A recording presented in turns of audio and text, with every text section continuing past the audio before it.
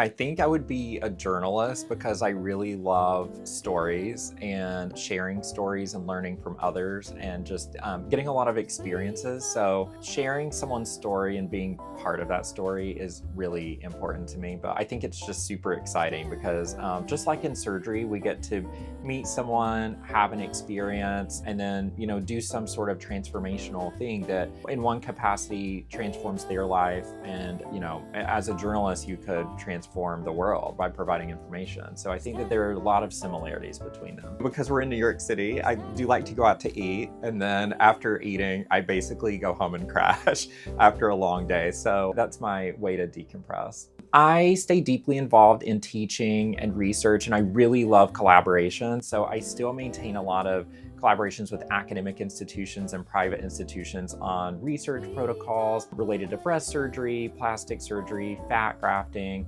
sensation preservation, and regenerative aesthetics. I also really enjoy mentoring students from college all the way through fellowship and helping them achieve their goals through structured mock interviews and career counseling and also research guidance. And then outside of medicine, I enjoy exploring New York City. So besides networking, I also like museums, art, cinema, going out to eat a lot. I also enjoy giving back to the community, and I believe that that's a really fulfilling part of life and that's rooted in making a positive difference for others. I think patients are often surprised by how strongly research and evidence-based supports my clinical decision-making. I like to take into consideration high levels of evidence and also experience when we're coming up with a surgical plan. Like, why are we choosing one style of implant or one technique over another? And so really that information and the data gives us information about how to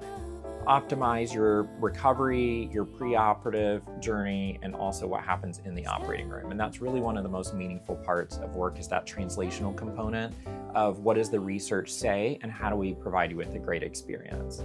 The best compliment a patient has given me is I've changed their life. It rolled off their tongue so naturally, and it just felt like, they thought about it. But for me, it was like really a profound statement, because like when you really just pause and think about it, that's why we do what we do in surgery. Is like we're changing someone's life. We're, helping them get back into their communities, into society, feeling more confident in any interaction that they have. And so that's super inspiring and motivating for me.